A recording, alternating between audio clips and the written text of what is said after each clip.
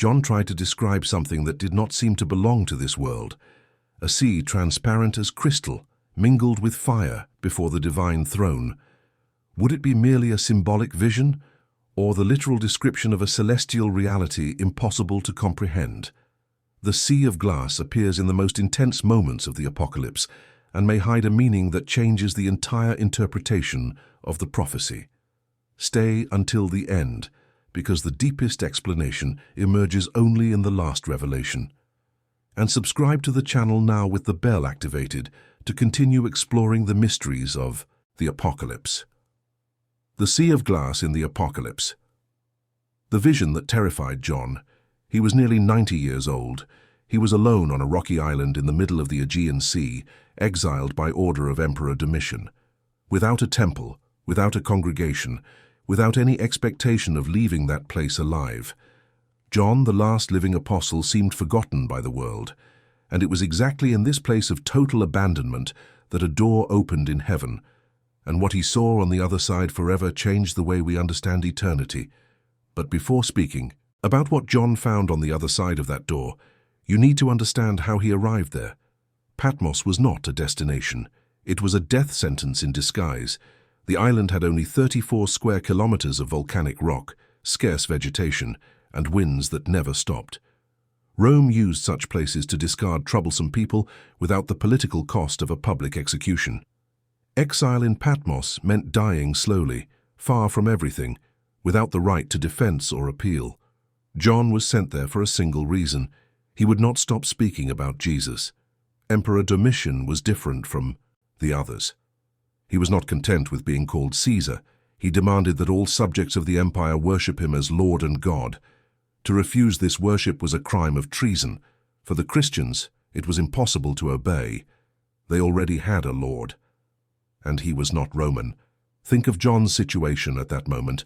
This man had walked with Jesus on the roads of Galilee. He was present at the Last Supper, reclining beside the Master, so close that he could hear his breathing. He saw the crucifixion up close when all others fled. He ran to the empty tomb on the morning of the resurrection, and was one of the first to understand what had happened. He witnessed the ascension with his own eyes. He led Christian communities for more than 5 decades, and now, at the end of his life, he was confined to an island where no one heard his voice. The isolation did not last days. It lasted months, possibly years. Historical estimates suggest that John remained in Patmos between the years 90 and 95 of the Christian era. This means he spent the last years of his life surrounded only by rocks, sea, and silence, without visitors, without news of the churches he founded, without knowing if his disciples were still alive or if they had been executed.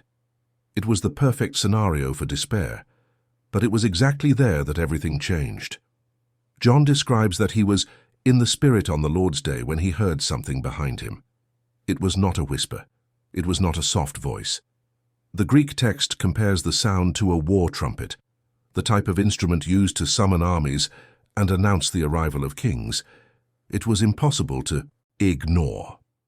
It was impossible to mistake for imagination. He turned to see who spoke, and what he found almost killed him. It was not an ordinary angel. It was not an ethereal and comforting figure. It was Christ himself, but not as John knew him. His hair was white like pure wool and snow. His eyes burned like flames of fire. His feet seemed like polished bronze, heated in a furnace to the melting point. His voice was like the sound of many waters, not a waterfall, but an entire ocean speaking at the same time. In his right hand, he held 7 stars. From his mouth came a sharp, 2-edged sword. His face shone like the sun at midday, at its maximum point of intensity. John fell as if dead. This detail is crucial and cannot go unnoticed. The apostle who had more intimacy with Jesus than any other living human being, who was called the beloved disciple, who had rested his head on the Master's chest during the last meal, this man could not remain standing before the revealed glory. Earthly familiarity prepared no one for the celestial manifestation. The Jesus John knew walking through the dusty roads of Palestine now showed himself in his true dimension, and this dimension was too great for a human body to endure. But this was only the beginning. After receiving specific messages for 7 churches in Asia Minor, messages that alternated between harsh praise and loving rebukes, John hears that trumpet voice again. Only this time, it does not come from behind him, it comes from above. The 4th chapter of the Apocalypse begins with 4 words that change everything. A door opened in heaven. John looks up and sees an opening in the very structure of reality. And the voice he already knew says something that no human being had heard before with such clarity. "Come up hither, and I will show thee things which must be hereafter." Immediately, the text makes a point to emphasize that there was no interval. John finds himself in the Spirit before a throne. What he sees from that moment on defies any attempt at description. It was not just any throne. The Greek text uses the word thronos more than 40 times throughout the Apocalypse, and in chapters 4 and 5 alone it appears 20 times. Everything revolves around this throne. Everything exists in relation to it. It is the gravitational center of the entire vision. The one who sat was not described in human form. John does not see a face. He does not see a body. He sees colors. The appearance of jasper and sardius, stones that vary between deep blood red and crystalline green, depending on how light passes through them. Around the throne, a rainbow that did not have 7 colors like ours. It had only one, emerald green, surrounding everything like an impossible halo of light. Lightnings came from the throne. Thunders came from the throne. Voices came from the throne. These were not natural phenomena. They were continuous expressions of power and judgment that did not cease for an instant. Before the throne, 7 torches of fire burned permanently, identified as the 7 spirits of God. The visual and auditory intensity was so extreme that John had to resort to comparisons to try to convey even minimally what he was experiencing. And then he looks down. What he sees before the throne paralyzes the narrative. There was a sea, but it was not water. John describes it as a sea of glass like unto crystal, a smooth, solid, transparent surface, absolutely immobile, stretching before the throne like an infinite floor. No wave, no oscillation, no movement of any kind. At first reading, this image might seem like just a poetic detail, something beautiful but secondary, a decorative element of the celestial vision. This interpretation could not be more wrong. To understand why John was terrified, and he was, you need to understand what the sea meant to a first-century Jew. And this changes absolutely everything. The sea was absolute terror. In Hebrew cosmology, the sea was not simply a large quantity of water. It was the ultimate symbol of primordial chaos, of the untamable forces that existed before creation and that constantly threatened to destroy the order established by God. In the book of Genesis, before anything existed, the Spirit of God hovered over the face of the waters. The abyss was dark, formless, hostile. Creation was precisely the act of imposing order over this aquatic chaos. The monsters of the Bible inhabited the sea. Leviathan, described in Job as a creature that no man could tame, lived in the depths. The Psalms speak of God crushing the heads of Leviathan. The prophet Isaiah mentions the sword of the Lord wounding the dragon that is in the sea. For the Hebrews, the ocean was not a place of adventure or commerce. It was where danger dwelt. Consider also the historical experience of Israel. The Hebrews were not a seafaring people. While the Phoenicians dominated the maritime routes of the Mediterranean and built commercial empires, the Israelites preferred firm ground. The sea was a barrier, not a path. When the people fled Egypt, the Red Sea represented certain death. 400,000 people cornered between an army and an abyss. God had to open the waters so they could survive. When Jonah tried to flee from the presence of the Lord, he was swallowed by the sea and spent 3 days in the belly of a fish. The sea was where things went out of human control. Now return to John's vision. He is before the throne of God Almighty. Lightnings and thunders explode continuously. Impossible creatures surround the place. Crowned elders prostrate themselves in worship. And right there, before all this glory, there is a sea. Except this sea is completely still. There are no waves. There is no agitation. There is not even a small oscillation on the surface. The sea that has terrified humanity since the beginning of time is immobile as solid glass, transparent as pure crystal, reflecting the glory of the throne like an infinite mirror. John is not seeing God fighting against chaos. He is seeing chaos already conquered, defeated, silenced, transformed into a decorative flaw. This perception was not comforting in the common sense of the word. It was terrifying in a completely different way, because it revealed a level of power so absolute that it transformed the unpredictable into the static, the threatening into the ornamental, the untamable into celestial furniture. The sea of glass did not move because it did not have permission to move. The silence of that surface communicated more than any storm could communicate. It was the stillness of total dominion, the peace that comes not from the absence of threats, but from complete authority over all of them. But John had not yet seen everything. Around the sea of glass and the throne, he observes creatures that intensify the strangeness of the scene to an almost unbearable level. 4 living creatures occupied positions around the throne. The first had the appearance of a lion, the second of a calf. The third had a human face. The fourth seemed like an eagle in full flight. Each possessed 6 wings. And here comes the most disturbing detail. They were covered with eyes, in front, behind, inside, outside. Eyes everywhere. These beings did not sleep. They did not rest. They did not stop. Day and night, without any interruption, they repeated the same words. Holy, holy, holy, Lord God Almighty, which was and is to come. What does it mean to have eyes on all sides? It means that absolutely nothing escapes observation. No detail, no secret, no hidden intention. These beings do not only worship, they witness. They see everything, and they surround the throne and the sea of glass, creating an atmosphere of total vigilance that adds to the transparency of the sea itself. In that place, nothing is hidden. Nothing can be hidden. John also observes 24 elders seated on 24 smaller thrones, forming a circle around the central throne. Dressed in white with crowns of gold on their heads, they seemed like figures of authority. But every time the 4 living creatures proclaimed the holiness of God, the elders did something extraordinary. They rose from their thrones, prostrated themselves with their faces on the ground, and cast their crowns before the central throne. Observe the dynamic that John is witnessing. Even the crowned ones bow. Even those who received honor recognize that their honor is derivative, borrowed, temporary. The crowns do not belong to them. They belong to the one who is seated on the throne, and they make a point of returning them continuously. No one remains exalted before the Most High, not even the exalted. And all this happens upon the sea of glass. Tamed chaos serves literally as the floor for eternal worship. That which terrified entire generations is now only the surface where the redeemed tread.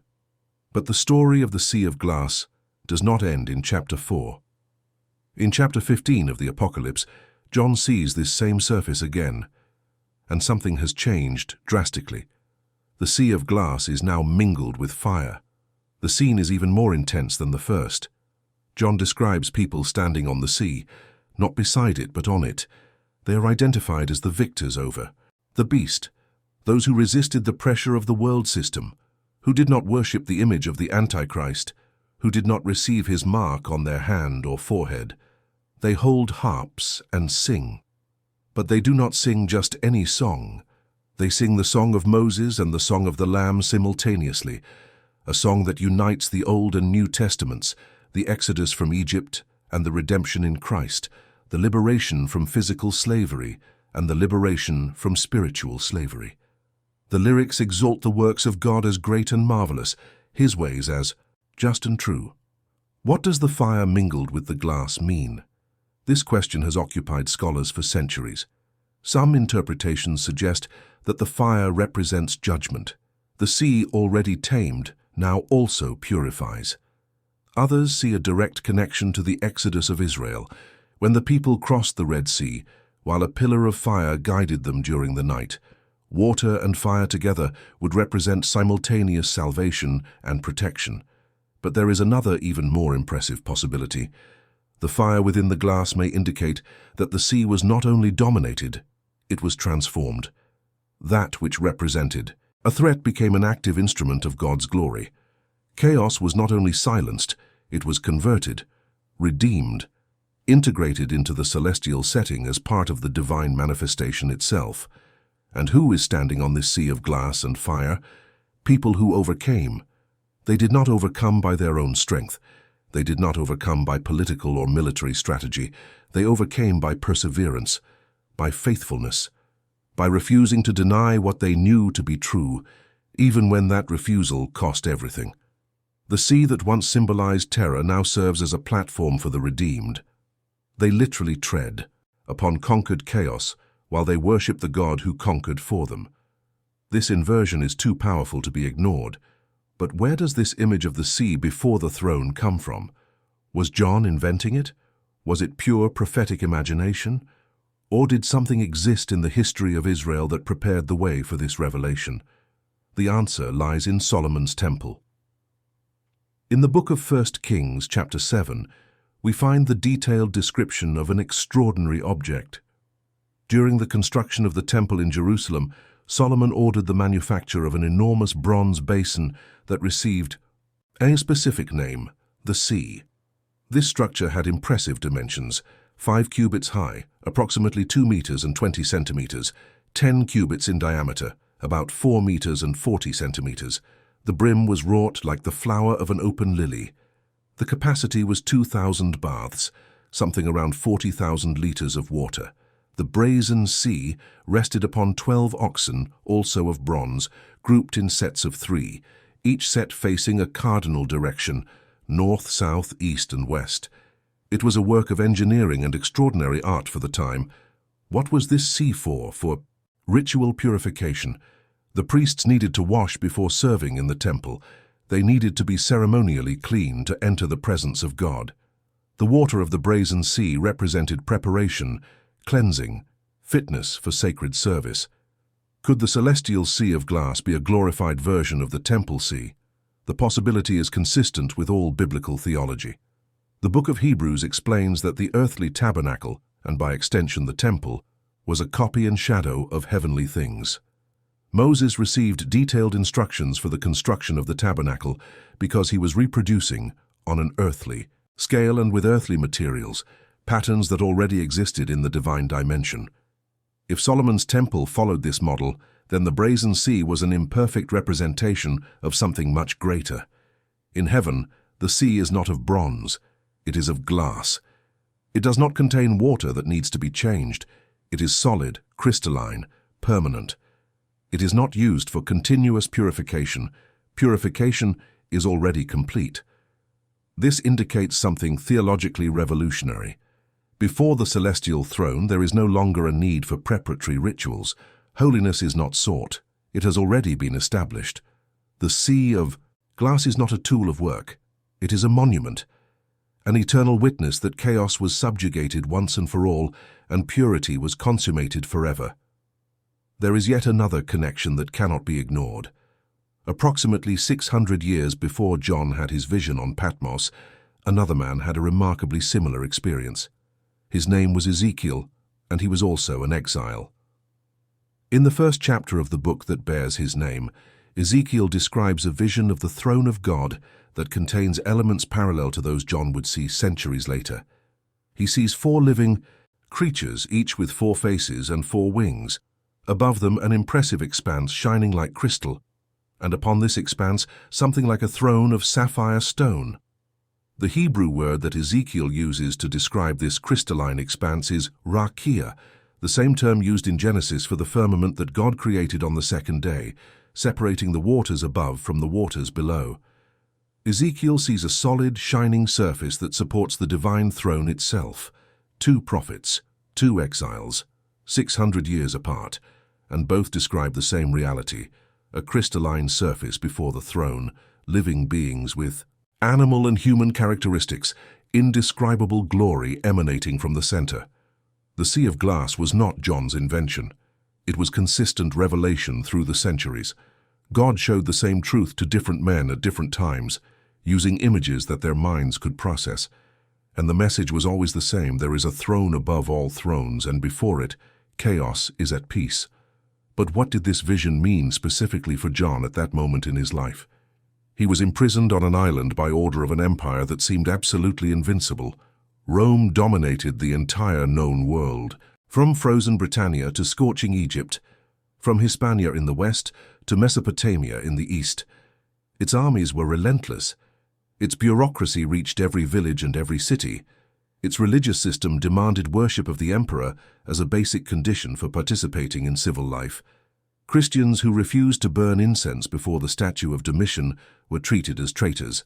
They lost jobs, they lost properties, they lost families. Many lost their lives. From a human point of view, chaos was winning.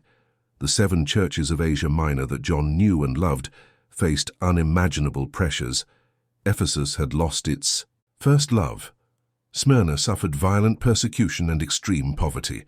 Pergamum tolerated false teachers.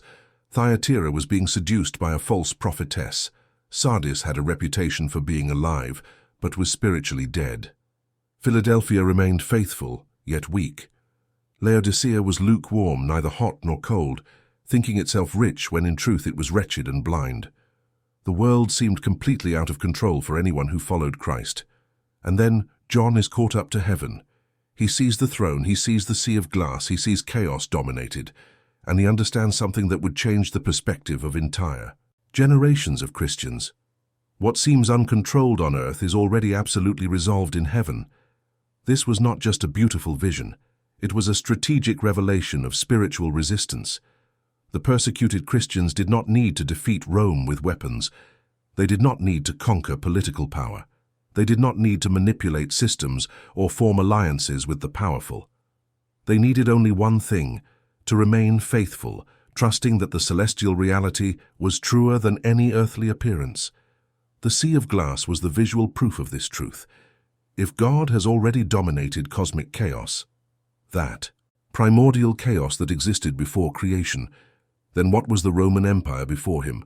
A temporary power, a passing shadow, a vapor that appears for a moment and then vanishes. If the sea is immobile at the feet of the throne, what are the storms of human history? Surface agitations, waves that do not reach the bottom, movement that does not alter the essence. If the monsters of the abyss are already subjugated, what can the rulers of the earth who oppose God do? They can roar, they can threaten, they can even kill the body, but they cannot touch the reality that John saw. This message crossed the centuries like fire.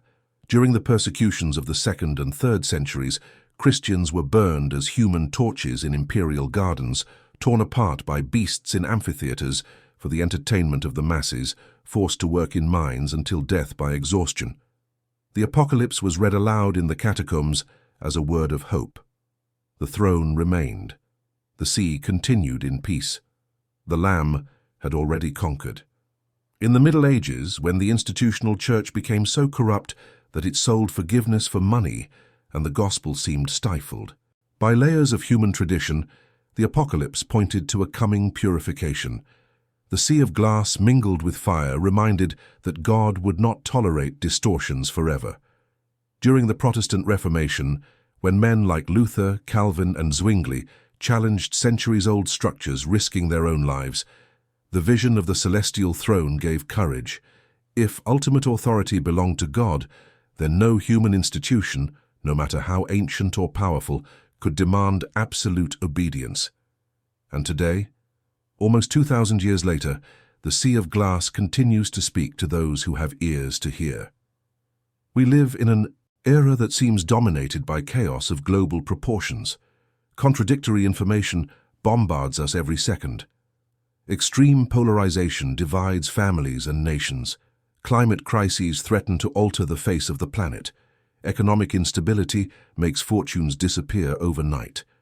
Wars that should have ended decades ago continue to claim lives. Technologies advance faster than our capacity to understand or control them. For many people, the contemporary world seems like a rough sea with no pilot at the helm. Waves of change crash against each other without apparent direction.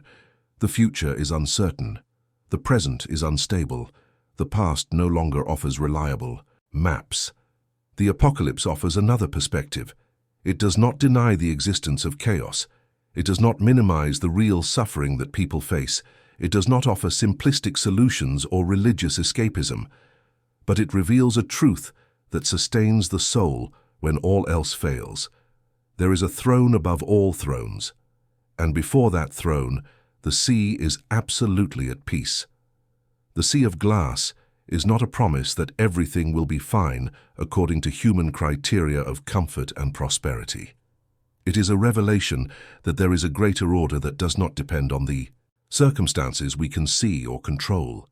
The crystalline glass does not eliminate the storms of life. It puts them in perspective. But here is something that many prefer not to consider. John's terror was not fear of destruction. It was awe before holiness. He realized, perhaps for the first time with total clarity, that he was completely exposed. The sea of glass is transparent. It reflects everything. There is no dark angle. There is no hidden corner. There is no space to keep secrets, disguise motivations, or hide intentions. Before that throne, the truth about each person is absolutely naked. The eyes of the living creatures see everything. The sea of glass reveals everything. The light that emanates from the throne illuminates everything. There is no possible performance. There is no mask that works. There is no edited version of ourselves that can pass the examination of that place. This should bother us as much as it bothered John. The celestial vision is not only consolation for the afflicted, it is confrontation for the complacent. It is a mirror for those who prefer not to see themselves. It reveals that we live before a God who sees every thought before it is formed, knows every word before it is spoken, and has already won every battle before it is fought. The question that remains is not whether God has power. It is whether we are aligned with His will. The sea of glass was not celestial decoration. It was a declaration. Everything that seems uncontrollable in human experience, political chaos, economic uncertainty, the natural forces we cannot tame, the circumstances that escape our control, is already absolutely silent before the throne. John returned from Patmos with this image engraved on his soul, and it sustained entire generations of persecuted Christians who needed to believe that the world was not out of control. Today, almost 2,000 years later, the Apocalypse remains the most misunderstood book of the Bible. Many look in it for dates for the end of the world, secret codes hidden in the letters, detailed predictions that satisfy human curiosity about the future. But perhaps the most transformative message is not in the trumpets, the seals, or the bowls of judgment. Perhaps it is right at the beginning, a sea that does not move, a chaos that has already been conquered, a stillness that reveals more about the character of God than any storm ever could. That which terrifies men already obeys the Creator.